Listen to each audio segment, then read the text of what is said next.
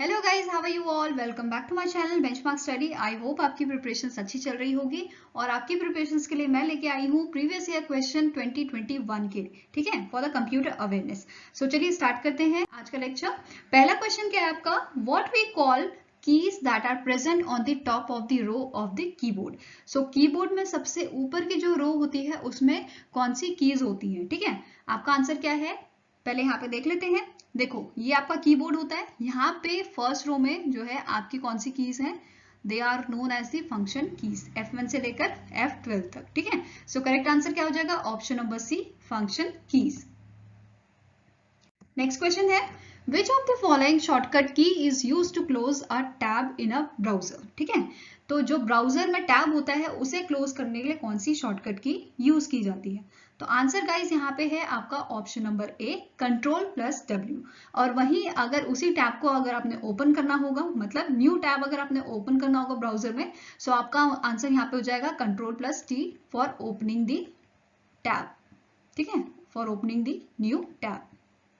Next question is, total number of keys present in a numeric keypad. So numeric keypad में कितनी keys आपकी present होती हैं? आइए चलिए देखते हैं। देखो, आपकी 0 to 9 आपकी कितनी हो गई? 10 कीज ये हो गई। देन 11, 12, 13, 14, 15, 16, 17, ठीक है। तो यहाँ पे आंसर क्या हो जाएगा? Option number C, that is total 17 keys होती हैं आपकी न्यूमेरिक कीपैड में। Next question is, Unix is return in which language. So Unix आपकी दो लैंग्वेज में लिखी गई थी।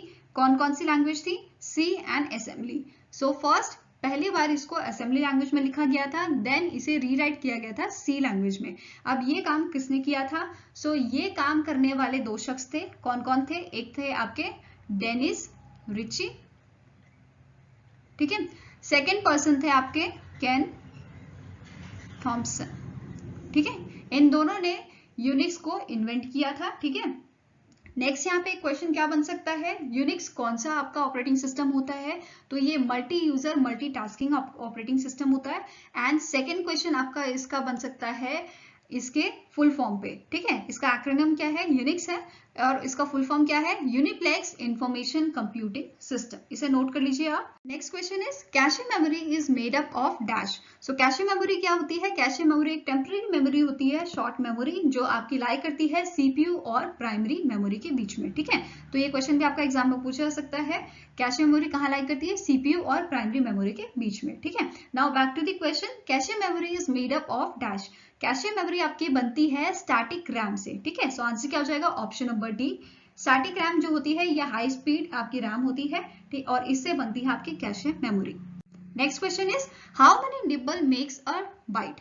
सो आपका जो निबल होता है, एक निबल किसके बराबर होता है? एक निबल आपका होता है 4 बिट के बराबर, ठीक है। ऐसे समझते हैं, आपके एक निबल बिट क्या होता है? बिट आपका होता है 0 या फिर 1, ठीक है। नाउ एक निबल बनता है आपका 4 बिट से, चाहे वो 0 1 का कोई भी कॉम्बिनेशन हो, ठीक है। अगर ये निबल दोनों जुड़ जाएं, दो निबल आपके बनाते हैं 1 बाइट, ठीक है। सो आंसर क्या हो जाएगा? Option number B, that is 2 nibble is equals to 1 byte. Next is, in which generation computers was developed using micro processor. So कौन सी जनरेशन में जो कंप्यूटर बनाए गए थे वो यूज करके बनाए गए थे माइक्रो प्रोसेसर को? सो आंसर आपका हो जाता है option number D, that is 4th generation. बाकी जनरेशन का हम देखते हैं कौन सी टेक्नोलॉजी यहाँ पे यूज की गई थी। फर्स्ट जनरेशन की बात की जाए तो वैक्यूम ट्यूब्स यहाँ पे यूज की गई थी। सेकेंड जनरेशन में transistor, then integrated circuit, and then fourth में आपका यूज किया गया था microprocessor, and the last one is your artificial intelligence, जो हमारी 5th जनरेशन अभी चल रही है, ठीक है।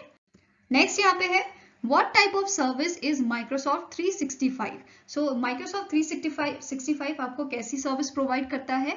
तो ये आपको प्रोवाइड करता है सब्सक्रिप्शन बेस्ड सर्विस, ठीक है। सो आप कुछ अमाउंट यहाँ पे पे करते हो और कुछ टाइम पीरियड के लिए आप इनकी सर्विसेज यूज कर पाते हो। Next question is, register in computer is made up of dash. So आपके जो रजिस्टर्स होते हैं वो बनते हैं आपके फ्लिप फ्लॉप से। तो आंसर हो जाएगा ऑप्शन नंबर ए। एंड जो फ्लिप फ्लॉप होते हैं ये स्टोर करते हैं आपकी सिंगल बिट, ठीक है, चाहे 0 हो चाहे 1 हो। Next question is, the speed of processor is measured in dash. So जो आपकी स्पीड होती है वो मेजर की जाती है मेगाहर्ट्ज, गीगाहर्ट्ज एंड हर्ट्ज में। तो करेक्ट आंसर हो गया option number D, all of these. Next question is unsolicited email is also known as. So unsolicited emails वो ईमेल्स होती हैं जो आप चाहते नहीं हो कि आपको आए बट वो स्टिल आती हैं। फॉर एग्जाम्पल आप स्टूडेंट हैं, आप क्या करते हो, बहुत सारे ऑर्गेनाइजेशन को सब्सक्राइब करते हो, ठीक है, फिर उनके जो मेल्स आते हैं वो बल्क में मेल्स करते हैं स्टूडेंट्स को, आइडेंटिकल मेल ही होती है सबके लिए, ठीक है। तो वहां पे क्या होता है, वो आपको मेल करते हैं कोर्सेज लेने के लिए या फिर कुछ और ऑर्गेनाइजेशन आपको मेल करती है जिसका आपने सब्सक्राइब किया होगा, जैसे मॉक टेस्ट का कर लिया है किसी चीज का, तो इन सब की मेल आपको आती है। आप इसे चेक कर सकते हो, जैसे आप अपनी मेल खोलोगे तो वहां पे स्पैम करके आपको एक ऑप्शन दिखेगा, वहां पे क्लिक करोगे तो आपकी सारी स्पैम मेल्स आ जाएंगी, ठीक है। तो यहाँ पे करेक्ट आंसर क्या हो जाता है इसका, option number B, spam mails, या फिर आप इसे जंक ईमेल्स भी कहते हैं। नेक्स्ट क्वेश्चन है IPv6 is in which format. So IPv6 क्या होता है आपका, इंटरनेट प्रोटोकॉल वर्जन 6, ये आपका होता है हेक्साडेसिमल फॉर्मेट में, ठीक है। सो आंसर क्या हो जाएगा, ऑप्शन नंबर सी। एंड अगर यहीं पे हम बात करें IPv4 की, तो IPv4 जो होता है आपका IPv4, इसका फॉर्मेट आपका होता है ऑक्टेल का, ठीक है। और अगर यहाँ पे एक क्वेश्चन और बन सकता है, IPv4 कितने बिट का होता है, तो ये होता है आपका 32 बिट का, वेयर एज IPv6 का बात करें तो 128 बिट का ये होता है, ठीक है। Next question is choose the open source operating system. So हमें इसमें से चूज करना है operating system, open source operating system कौन सा है। तो करेक्ट आंसर यहाँ पे है आपका option number E, that is Linux. And Linux को बनाया गया था 1991 में, और किसने बनाया था, आप ऐसे याद कर लीजिए, लिनक्स है तो लिनस, ठीक है, इनका नाम क्या है, लिनस टॉरवल्ड्स, ठीक है, इनका नाम क्या है, लिनस टॉरवल्ड्स, और 1991 में इन्होंने लिनक्स को बनाया था, ठीक है। और लिनक्स का सिंबल क्या है, ये penguin. Next is the GUI was invented by dash। So GUI that is graphical user interface, आपका किसने इन्वेंट किया है, सो ये इन्वेंट किया है एलान के ने। So answer is option number C. और इसका जो है आपका फुल फॉर्म भी पूछा जाता है कि GUI का फुल फॉर्म क्या है, ये GUI stands for what. Next is which of the following is considered as a dump terminal. तो डंप टर्मिनल से यहाँ पे मतलब है ऐसी, इनमें से ऐसा कौन सा ऑप्शन है जो प्रोसेसिंग नहीं करता है, ठीक है। तो आपका आंसर क्या बन जाएगा, कीबोर्ड एंड स्क्रीन। स्क्रीन अगर यहाँ पे एक ऑप्शन ऐसे बदल दिया जाता मॉनिटर का, तो आपका आंसर ये भी हो जाता कीबोर्ड एंड मॉनिटर या कीबोर्ड एंड स्क्रीन, ठीक है। नेक्स्ट क्वेश्चन है name the technology that is use to hide the IP address. तो IP एड्रेस को हाइड करने के लिए कौन सी टेक्नोलॉजी यूज की जाती है, तो इस टेक्नोलॉजी का नाम है आपका virtual private network, that is VPN। Next question is mac address is use for which purpose. So mac address आपका फिजिकल एड्रेस होता है एंड ये यूज किया जाता है इथरनेट कनेक्शन के लिए। सो आंसर क्या हो जाएगा, ऑप्शन नंबर बी। एंड यहाँ पे हम इसके डिफरेंसेस भी देख लेते हैं IP एड्रेस और मैक एड्रेस के, क्योंकि इस पे बेस पे आपका क्वेश्चन बन सकता है। तो पहला आपका क्या डिफरेंस है, IP address stands for internet protocol, ये सभी को पता है, और MAC that is mac address आपका होता है media access control. IP address आपका लॉजिकल एड्रेस होता है, whereas mac address physical address होता है। ये इंपॉर्टेंट है, इसे नोट कर लीजिए, क्वेश्चन बन सकता है। नेक्स्ट इज IP एड्रेस जो होता है वो इंटरनेट सर्विस प्रोवाइडर आपको देता है, वेयर एज मैक एड्रेस आपका कंप्यूटर मैन्युफैक्चर देता है। IP एड्रेस को आप चेंज कर सकते हो, मैक एड्रेस को आप चेंज नहीं कर सकते हो, ठीक है। नेक्स्ट इज IP एड्रेस में बहुत सारी क्लासेस होती हैं ABCDE, वेयर एज ऐसा कोई कॉन्सेप्ट नहीं होता है आपका मैक एड्रेस में। एंड ये 6th पॉइंट बहुत इंपॉर्टेंट है, it is applicable on a network layer of OSI model। OSI model में कौन से में एप्लीकेबल है, नेटवर्क लेयर में, और मैक आपका होता है डेटा लिंक लेयर में एप्लीकेबल, ठीक है। नेक्स्ट है जो लेंथ होती है IPv4, मतलब इंटरनेट प्रोटोकॉल जो होती है IPv4 या IPv6, इनके बिट्स होते हैं 32 और 128, अभी हमने रिसेंटली बताया था। और यहाँ पे अगर हम मैक की बात करें तो यहाँ पे मैक का एड्रेस होता है आपका 48 बिट का। तो अगेन ये चीज भी इंपॉर्टेंट है, ठीक है।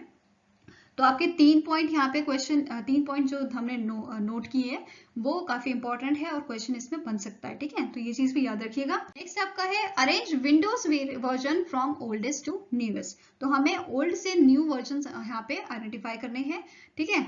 तो कौन कौन से वर्जन दिए गए हैं, Windows Vista, Windows XP, Windows 7, Windows 8। तो 4 आपको यहाँ पे जो है ऑप्शंस, 4 आपके जो है वर्जन दिए गए हैं, आपको इन्हें सीक्वेंसली लगाना है, ठीक है। सो आपका आंसर क्या है, सबसे पहले कौन आया था, Windows XP, then Windows Vista, then Windows 7 and fourth one is your Windows 8. So answer क्या हो जाएगा? Option number B. ठीक है, अब यहाँ पे आप देख सकते हो कौन कौन से विंडोज के वर्जन रहे हैं और कब कब ये आए थे. 1995 की बात करें तो विंडोज 95 था, 96 में विंडोज NT, 98 में विंडोज 98, देन विंडोज मी इन 2000 और 2000 में इन्होंने निकाला था विंडोज 2000. नेक्स्ट आपका 2001 में विंडोज XP को निकाला गया था, लॉन्च किया गया था. 2006 में लॉन्च हुआ था विंडोज विस्टा, 2009 में विंडोज 7, 2012 में विंडोज 8 एंड 2015 में लॉन्च किया गया था विंडोज 10 एंड अगर अभी जो है वो लेटेस्ट वर्जन आपका चल रहा है विंडोज 11. ठीक है, नेक्स्ट क्वेश्चन है what is the launch year of Windows 7. अभी हमने देखा लॉन्च ईयर क्या था विंडोज 7 का, 2009. सो आंसर क्या है? ऑप्शन नंबर ए. क्वेश्चन है आपका which technology is use in smart card. So आजकल आपने ऐड देखे होंगे, आप बस टच करते हो और पेमेंट आपकी हो जाती है. अब ये होता कैसे है? यहाँ पे यूज होती है आपकी NFC. ठीक है, NFC क्या होता है आपका? Near field communication. So near field communication technology आपके यहाँ पे यूज की जाती है. किसमें यूज की जाती है? स्मार्ट कार्ड में. जैसे आप यहाँ पे GIF देख रहे हो, इसमें यही टेक्नोलॉजी यूज करके पेमेंट की जा रही है. अब आप ये चीज नोटिस करना कि जो ATM कार्ड जो हमारे डेबिट कार्ड होते हैं उसमें आजकल ऐसा सिंबल बना आता है, जिसमें इसे देख के आप बता सकते हो कि ये इस कार्ड में कौन सी टेक्नोलॉजी यूज हुई है, that is near field communication. ठीक है, नेक्स्ट है यहाँ पे a foreign key in database is dash. So foreign key database में क्या होती है? पहला ऑप्शन क्या है? A column containing the primary key of another table, used to define data types, used to define null status, all of these और none of these. इसे ऐसे समझते हैं. ठीक है, दो कंट्री है, एक हो गई आपकी इंडिया, एक हो गई आपकी न्यूजीलैंड. ठीक है, तो इंडिया का जब पर्सन न्यूजीलैंड में गया तो उसे लोग क्या बोलेंगे? फॉरेनर. तो ऐसे ही होता है आपका टेबल्स में. आपके पास दो टेबल्स होते हैं. ठीक है, this is table 1, this is table 2. इसमें जो आपकी प्राइमरी की होती है, ठीक है, प्राइमरी की जो होती है वो यहाँ पे जाके क्या बन जाती है? आपकी फॉरेन की. ठीक है, तो आपका ऑप्शन करेक्ट कौन सा है यहाँ पे? Option number A. A column containing the primary key of another table is known as your foreign key. Next है यहाँ पे in first generation which among these is firstly use. So first generation computer में जो है आपका क्या use किया गया था? Mouse, keyboard, punch card, transistor, integrated circuit. तो यहाँ पे आपका फर्स्ट जनरेशन में यूज किया गया था पंच कार्ड. सो आंसर क्या हो जाता है? Option number C. Now next question है 0 and 1 are the dash input. 0 और 1 क्या होते हैं? आपके analog digital decimal UPS system clock. So आपने सोचा, आपको पता होगा कि जैसे 0 और 1 क्या होते हैं? बाइनरी नंबर होते हैं, बट इनको जो है वो डिजिटल भी कहा जाता है. ठीक है, डिजिटल नंबर भी कहा जाता है. तो यहाँ पे बाइनरी नंबर और डिजिटल नंबर एक हो गए. दैट मीन्स आंसर क्या हो जाएगा? Option number B. 0 और 1 आपके क्या होते हैं? डिजिटल इनपुट होते हैं. Next is which of the following is not a property of a RAM and ROM. ठीक है, सो देखते हैं कौन कौन सी प्रॉपर्टी है. पहली आपकी है राइट वाली, दूसरी है रीड. सही बैठती है. रैम आपका राइट कर सकता है, रोम आपका रीड कर सकता है. नेक्स्ट आपका जो रैम है वो वॉलेटाइल होता है, रोम आपका नॉन वॉलेटाइल. करेक्ट है. Then temporary and permanent. RAM temporary होता है, रोम परमानेंट होता है. देन ऑप्शन नंबर डी क्या है? Semiconductor memory. दोनों ही सेमीकंडक्टर मेमोरी है. अब लास्ट ऑप्शन आपका क्या है? Malleable in nature. सो ये आपका करेक्ट आंसर है. यहाँ पे मेलेबल जो है दोनों की ही प्रॉपर्टी नहीं होती. मेलेबल मीन्स क्या होता है? आप इसे कन्वर्ट कर सकते हो दूसरे चीज में, तो ऐसा नहीं हो पाता, नहीं हो सकता. तो आंसर क्या हो जाएगा? Option number E. नेक्स्ट है Google form is which type of software. तो आप यहाँ पे देख सकते हो गूगल फॉर्म. यहाँ पे एक मैंने गूगल फॉर्म लिया है जिसमें स्टूडेंट नोट्स लिखा है. ठीक है, यहाँ पे नाम पूछा है बच्चे का, देन डेट, यहाँ पे क्लासेस पूछी हैं और उनके कमेंट्स पूछे हैं. ठीक है, और यहाँ पे आपको सबमिट करना. तो बेसिकली ये क्या कर रहा है? ये एक तरह से आपका है सर्वे. ठीक है, ये क्या है आपका? This is known as your survey. तो आंसर क्या हो जाएगा? It is a survey software. ठीक है, तो answer is option number D. Next question है mobile OS comes under which category. तो जो मोबाइल सारे बच्चे यूज करते हैं, ठीक है, तो मोबाइल में आपका जो ऑपरेटिंग सिस्टम होता है, एंड्रॉइड है या iOS है, जो भी है, वो किस कैटेगरी में आता है? ठीक है, तो वो आता है आपका एम्बेडेड सॉफ्टवेयर में, ठीक है। Option number A is the correct answer. वो ऑलरेडी आपका इनबिल्ट होके आता है, ठीक है, वो होता है आपका एम्बेडेड सॉफ्टवेयर, ठीक है। नेक्स्ट है यहाँ पे what is the output of 1010 plus 0101, ठीक है। यहाँ पे क्वेश्चन क्या पूछा गया है, 1010 प्लस 0101 का आपका आउटपुट क्या होता है, ठीक है। तो यहाँ पे हम इसे ऐड करेंगे, उससे पहले इसके रूल देख लेते हैं। Binary addition is a similar to decimal addition, ठीक है। अब यहाँ पे रूल क्या होते हैं, 0 प्लस 0 करोगे तो आंसर 0 मिलेगा, 0 1 करोगे तो 1 मिलेगा, 1 0 करोगे तो 1 मिलेगा, और 1 1 करोगे तो 1 0 मिलेगा, ठीक है। अब इस केस में क्या होगा, यहाँ पे कैरी चला जाएगा 1। अब ये होगा कैसे, जैसे 1 0 1 0 पूछा गया है, और फिर 0 1 0 1 पूछा गया है। यहाँ पे क्या हो रहा है, यहाँ पे कौन सा केस बन रहा है हमारा, 0 1 ये वाला और ये वाला केस बन रहा है, ठीक है। तो 0 1 का ऐड करेंगे तो 1, 1 0 को ऐड करेंगे 1, 0 1 को ऐड करेंगे 1, 1 0 को ऐड करेंगे 1, तो आंसर क्या आ गया, 1 1 1 1। तो यहाँ पे हमारा करेक्ट आंसर है ऑप्शन नंबर डी, ठीक है। अब आपको दूसरा केस भी मैं करके दिखा देती हूँ। जैसे 1 0 1 0 है, अब इसको हम ऐसे ऐड कर लेते हैं 0 1 1 0 से, ठीक है। 0 0 केस 0 आएगा, 1 और 1 में क्या आ जाएगा, यहाँ पे क्या बोला गया है, आना कितना चाहिए, 10 आना चाहिए, बट लिखेंगे क्या 0, ये वाला 1 हमारा यहाँ पे कैरी चले जाएगा। फिर 1 0 पे करेंगे तो आंसर इन दोनों का क्या आ जाएगा, यहाँ पे 1 आ गया, बट अब ये 1 है, ये भी 1 हो जाएगा, 1 और 1 प्लस करेंगे तो अगेन 0, ठीक है। यहाँ पे ये आ जाएगा, ये यहाँ पे लिख दिया है हमने, ये वाला 1 कैरी चले जाएगा, अगेन यहाँ पे +1 हो जाएगा, 1 + 1 क्या है 1 0, एंड यहाँ पे क्या है 0, ठीक है। तो आंसर क्या हो जाएगा ये, तो आंसर आपका क्या आ गया बेसिकली 0 0 0 0 1, ठीक है। I hope this is clear. Next question is virus that encrypts file is called dash. So ऐसा वायरस जो आपकी फाइल्स को क्या करता है, इनक्रिप्ट कर देता है या उसे लॉक कर देता है, इस वायरस को हम क्या बोलते हैं, तो इस वायरस को बोला जाता है रैंसमवेयर, ठीक है। Answer is ransomware. तो रैंसमवेयर बेसिकली होता क्या है, आपकी जो फाइल्स आपके सिस्टम में वायरस को डाउनलोड किया जाएगा या वायरस भेजा जाएगा, देन वो वायरस क्या करेगा, आपके डॉक्यूमेंट्स को लॉक कर देगा, और उसके बाद उसमें एक मैसेज आएगा आपको कि पहले आप इसमें फी पे करो, देन आपको ये एक्सेस करने को मिलेगा, ठीक है, पे फॉर अनलॉक, जैसे यहाँ पे आप देख पा रहे हो। तो रैंसम का मतलब क्या होता है, रिश्वत, ठीक है। तो आप क्या करो, आप अपने ही डॉक्यूमेंट को छुड़वाने के लिए आपको रिश्वत देनी पड़ती है। जैसे बच्चा कोई किडनैप होता है तो उसको रिश्वत देखते हैं, फिल्मों में देखा होगा आपने, तो वही यहाँ पे चीज होती है। Next is memory expansion in Apple is called dash. So memory expansion जब हम करते हैं एप्पल में, हम उसे कहते हैं फ्लैश। क्या कहते हैं उसे, flash. So answer is option number E. Next है which among the following is markup language. So markup language क्या होती है, ऐसी लैंग्वेज होती है जिसमें हम टैग्स यूज करते हैं। तो टैग्स किस टाइप के होते हैं, यहाँ पे हम देखते हैं। देखो ये टैग्स, यहाँ पे जैसे ये टैग है टाइटल, यहाँ पे हमने टैग को ओपन किया, देन बैकस्लैश से इसे हमने क्लोज कर दिया, तो ये आपका टाइटल है, ठीक है। यहाँ पे क्या हो रहा है, पीनट बटर की हमने जो है रेसिपी यहाँ पे दे रखी है, ठीक है। तो ये सारे ही आपके क्या है, टैग्स जो ओपन हो रहे हैं, क्लोज हो रहे हैं, ठीक है। तो ये किस में होता है, आपका HTML में होता है। HTML is your hyper text markup language, ठीक है। ये किस लिए यूज होती है, आपकी जो वेबसाइट्स पे पेजेस होते हैं उनको बनाने के लिए, ठीक है, उनकी कोडिंग के लिए इसे यूज किया जाता है। Next is the time between program input and output is called dash. So जब इनपुट और आउटपुट के बीच में जो आपका टाइम रहता है उसे हम क्या बोलते हैं, so it is known as your execution time. तो आंसर हो जाएगा ऑप्शन नंबर सी।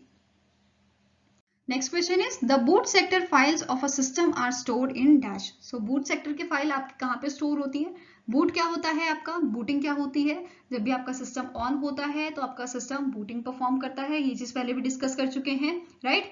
तो ये वाला जो आपका इसके इंस्ट्रक्शन है वो कहाँ पे स्टोर होंगे, कोई ऐसी जगह होगी जो पहले से ही वहां पे इंस्ट्रक्शन स्टोर होंगे। तो इनमें से ऐसी कौन सी जगह है, तो आंसर आपका क्या है, option number C, read only memory. So read only memory में आपके बूटिंग सेक्टर की जो फाइल्स होती हैं या इंस्ट्रक्शन होते हैं वो वहीं सारे स्टोर किए जाते हैं। नेक्स्ट क्वेश्चन है these are called unethical hacker और सिक्योरिटी हैकर।